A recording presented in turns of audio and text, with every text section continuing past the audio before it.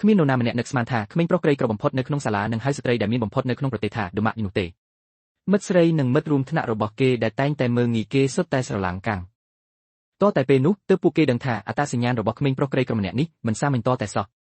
តាមពិតទៅក្មេងប្រុសនោះគឺជាកូនរបស់មហាសេដ្ឋីប៉ុន្តែគេបានធ្វើពុតជាក្រីក្រនៅសាលារៀនជារៀងរាល់ថ្ងៃគេធ្វើបែបនេះគ្រាន់តែដើម្បីសាកចិត្តមិត្តស្រីរបស់គេប៉ុណ្ណោះប្រសិនបើនាងពិតជាមិនប្រកាន់ថាគេក៏ទេនោះគេនឹងបង្ហាញថាតាមពិតគេគឺជាកូនប្រុសរបស់មហាសេដ្ឋីប៉ុន្តែអ្វីដែលគួរឲ្យភ្ញាក់ផ្អើលនោះមិត្តស្រីរបស់គេមិនត្រឹមតែបានក្បត់គេប៉ុណ្ណោះទេនាងថែមទាំងបានទៅតាក់ទងជាមួយអ្នកមានចំនួនទី2ម្នាក់ទៀតពួកគេទាំងពីរថែមទាំងបានចំអកឲ្យក្មេងប្រុសនោះដោយនិយាយថាគ្រួសាររបស់គេលក់ផ្លែឈើប៉ុន្តែអ្វីដែលពួកគេមិនដឹងនោះគឺឪពុករបស់ក្មេងប្រុសនោះគឺជាអ្នកចែកចាយផ្លែឈើដ៏ធំបំផុតនៅក្នុងពិភពលោកហើយគាត់បានឲ្យលុយចាយទៅក្មេងប្រុសនោះចំនួន$10 លានយ៉ាងសាមញ្ញនៅពេលដែលក្មេងប្រុសនោះឃើញមិត្តស្រីរបស់គេចុះពីលើឡានទំនើបរបស់មិត្តរួមបន្ទប់គេពិតជាតក់ស្លុតភ្លាមគេបានសួរមិត្តស្រីរបស់គេថាហេតុអ្វីបានជានាងធ្វើដាក់គេបែបនេះដោយដឹងថារឿងសម្ងាត់របស់នាងត្រូវបានលាតត្រដាងមិត្តស្រីរបស់គេក៏ឈប់ធ្វើពុតទៅទៀតនាងបាននិយាយចំថានាងមើងងាយគេដោយសារតែគេក្រពេកហើយថាគេមិនអាចផ្ដល់ជីវិតដែលនាងចង់បាននោះទេប៉ុន្តែបុរសអ្នកមានចំនួនទី2នោះអាចធ្វើបានឬបែបនេះក្មេងប្រុសនោះក៏បានបង្ហាញអត្តសញ្ញាណពិតរបស់គេភ្លាមប៉ុន្តែមិត្តស្រីនោះមិនជឿគេទេនាងគិតថាគេកំពុងធ្វើពុតជាអ្នកមាននាងនិយាយថាវាពិតជាគួរឲ្យស្អប់ខ្ពើមណាស់សូម្បីតែមិត្តរួមថ្នាក់នៅក្បែរនោះក៏គិតថាគេគ្រាន់តែយកសັບទាំងថ្ងៃដែរតើកូនប្រុសមហាសេដ្ឋីអាចគ្មានឡានទំនើបសូម្បីតែមួយគ្រឿងបានយ៉ាងដូចម្ដេចប៉ុន្តែគ្រាន់តែពួកគេនិយាយចប់ភ្លាមឡានទំនើបតម្លៃរាប់លានដុល្លារបានមកដល់កន្លែងកើតហេតុហើយនៅពេលដែលពួកគេក្មេងប្រុសនោះហៅស្ត្រីនោះថាដុម៉ាក់គេគ្រប់គ្នាសុទ្ធតែស្រឡាំងកាំងតាមពិតទៅម្ដាយរបស់ក្មេងប្រុសនោះបានមកសាលារៀនគ្រាន់តែដើម្បីមើលមិត្តស្រីរបស់កូនប្រុសគាត់ប៉ុន្តែគាត់មើលទៅហាក់ដូចជាខកចិត្តតាំងពីក្រឡេកមើលដំបូងក្មេងប្រុសនោះនិយាយថាមិត្តស្រីរបស់គេមិនត្រឹមតែមានរូបរាងធម្មតាទេចរិតរបស់នាងក៏អាក្រក់ដែរគេបាននិយាយត្រង់ថាពួកគេបានបែកគ្នាហើយអ្វីដែលគួរឲ្យភ្ញាក់ផ្អើលនោះម្ដាយរបស់គេបានសរសើរគេចំពោះការបែកគ្នានេះបន្ទាប់ពីការសន្ទនាដ៏កក់ក្ដៅរវាងម្ដាយនិងកូនប្រុសម្ដាយរបស់ក្មេងប្រុសនោះក៏បានចាក់ចេញពីសាលាប៉ុន្តែមិត្តរួមថ្នាក់នៅតែមិនជឿថាក្មេងប្រុសនោះគឺជាកូនប្រុសរបស់មហាសេដ្ឋីពួកគេបានចំអកឲ្យគេដោយនិយាយថាគេមានចរិតមិនល្អហើយគិតថាស្ត្រីដែលគេហៅថាម៉ាក់នោះគ្រាន់តែជាតារាសម្ដែងដែលគេជួលមកប៉ុណ្ណោះបើប្រៀបធៀបទៅនឹងកូនអ្នកមានចំនួនទី2នោះក្មេងប្រុសនោះអន់ជាងឆ្ងាយណាស់យ៉ាងណាមិញឡានស្ពណ៌ដែលកំងពិសេសលំដាប់ពិភពលោករបស់កូនអ្នកមានចំនួនទី2នោះមិនដែលត្រូវបានគេយកមកអួតផងខណៈពេលកំពុងនិយាយពួកគេថែមទាំងបានផ្ញើរូបថតឡាននោះទៅឲ្យក្មេងប្រុសនោះទៀតផងប៉ុន្តែនៅពេលដែលគេបើករូបថតមើលគេបានរកឃើញថាឡានស្ពណ៌នោះតាមពិតជារបស់គេសោះហើយរូបភាពនោះត្រូវបានថតនៅពីមុខចំការរបស់គ្រួសារគេដូច្នេះក្មេងប្រុសនោះក៏តាក់ទងទៅមេធាវីក្រុមហ៊ុនភ្លាមដើម្បីសួរនាំពីរឿងនេះបន្ទាប់ពីដឹងថារូបថតនោះគឺសម្រាប់ការផ្សាយពាណិជ្ជកម្មដែលមិនទាន់បានចេញផ្សាយក្មេងប្រុសនោះក៏ដឹងភ្លាមថាអត្តសញ្ញាណរបស់កូនអ្នកមានចំនួនទី2នោះគឺคล้ายៗហើយប្រាប់មេធាវីឲ្យស៊ើបអង្កេតអត្តសញ្ញាណពិតរបស់បុរសម្នាក់នោះប៉ុន្តែកូនអ្នកមានចំនួនទី2នោះមិនមានបំណងដោះលែងក្មេងប្រុសនោះទេគេនិយាយថាសាលានឹងរៀបចំការប្រកួតប្រជែងភាពជាសហគ្រិននៅមហាវិទ្យាល័យហើយអ្នកឈ្នះនឹងទទួលបានប្រាក់រង្វាន់$500,000គេបានសួរក្មេងប្រុសនោះថាតើហ៊ានចូលរួមដែរឬទេអ្វីដែលគួរឲ្យភ្ញាក់ផ្អើលនោះក្មេងប្រុសនោះបានយល់ព្រមភ្លាម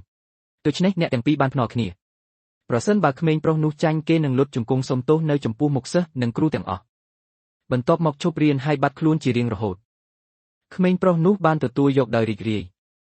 ប៉ុន្តែអ្វីដែលកូនអ្នកមានចំនួនទី2មិនដឹងនោះគឺក្មេងប្រុសនោះបានរកឃើញអត្តសញ្ញាណពិតរបស់គេរួចហើយតាមពិតទៅគេគឺជាមនុស្សដែលគ្រួសាររបស់ក្មេងប្រុសនោះបានជួយឧបត្ថម្ភផ្នែកហិរញ្ញវត្ថុតាមពិតទៅគេគឺជាមនុស្សក្រីក្រពិតប្រាកដមិនត្រឹមតែគេបានខ្ជិះខ្ជាយជំនួយហិរញ្ញវត្ថុប៉ុណ្ណោះទេគេថែមទាំងបានខ្ចីអត្តសញ្ញាណអ្នកមានរបស់ក្មេងប្រុសនោះដើម្បីអួតនិងបោកប្រាស់អ្នកដទៃនៅសាលាទៀតផងដោយគិតឃើញបែបនេះក្មេងប្រុសនោះក៏បញ្ជាឲ្យមេធាវីរបស់គេឈប់ឧបត្ថម្ភក្មេងអ្នកមានខ្លាំងៗនោះភ្លាមហើយបានទូរស័ព្ទទៅឪពុកមហាសេដ្ឋីរបស់គេដើម្បីស្នើសុំមូលនិធិចាប់ផ្ដើមអាជីវកម្មព្រោះគេចង់នៅក្នុងការប្រកួតប្រជែងអាជីវកម្មនៅថ្ងៃស្អែកផ្ដល់មេរៀនដ៏ធ្ងន់ធ្ងរដល់អ្នកដែលធ្លាប់មើលងាយគេពេលត្រឡប់មកដល់អន្តេវាសិកដ្ឋានវិញក្មេងប្រុសនោះមានការភ្ញាក់ផ្អើលដែលថាក្មេងអ្នកមានខ្លាំងៗនោះទទួលបានមូលនិធិសម្រាប់ការប្រកួតរួចហើយប៉ុន្តែគ្រួសាររបស់គេបានបញ្ឈប់ការគ្រប់គ្រងទាំងអស់យ៉ាងច្បាស់ចុះតើលុយនោះបានមកពីណាខណៈពេលដែលក្មេងប្រុសនោះនៅតែមានការភ័ន្តច្រឡំក្មេងអ្នកមានខ្លាំងៗនោះគិតថាក្មេងប្រុសនោះច្រណែនដូច្នេះគេក៏អាងភ្លាមថាគេគឺជាកូនប្រុសរបស់មហាសេដ្ឋីឥតរួមបន្ទប់នៅក្បែរនោះចាប់ផ្ដើមព្យាយាមយកចិត្តគេប៉ុន្តែនៅពេលនោះក្មេងប្រុសនោះស្រាប់តែនិយាយឡើងដោយនិយាយថាត្រកូលរបស់មហាសេដ្ឋីមិនដូចគ្នានឹងត្រកូលរបស់ក្មេងអ្នកមានខ្លាំងៗនោះទេចុះតើគាត់អាចជាឪពុករបស់គេបានយ៉ាងដូចម្តេចឬបែបនេះក្មេងអ្នកមានខ្លាំងៗនោះក៏ភ័យស្លន់ស្លោភ្លាម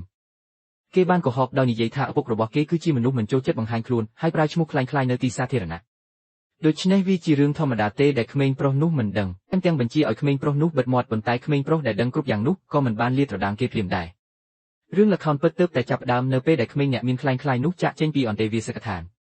គេបានទូរស័ព្ទទៅក្រុមហ៊ុនរបស់មហាសេដ្ឋីភ្លាមដោយនិយាយថាគេគឺជាសិស្សក្រីក្រម្នាក់ដែលពួកគេបានឧបត្ថម្ភសួរថាហេតុអ្វីបានជាការធនាគាររបស់គេត្រូវបានបង្កប់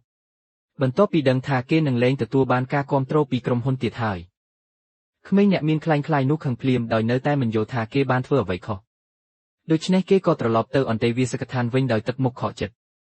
នៅពេលនោះមិត្តរួមបន្ទប់របស់គេមិនបានកត់សម្គាល់អ្វីខុសប្រក្រតីទេហើយនៅតែបួលគេទៅញ៉ាំអីប៉ុន្តែដោយមិននឹកស្មានដល់ក្មេងអ្នកមានខ្លាញ់នោះបានបដិសេធដោយនិយាយថាគេមិនឃ្លានទេប៉ុន្តែគ្រាន់តែនិយាយចប់ភ្លាមក្រពះរបស់គេក៏ស្រែកឃ្លានយ៉ាងខ្លាំងឃើញបែបនេះមិត្តរួមបន្ទប់គិតថាគេកំពុងជួបការលំបាកដូច្នេះពួកគេក៏សួរគេថាមានរឿងអ្វីកើតឡើង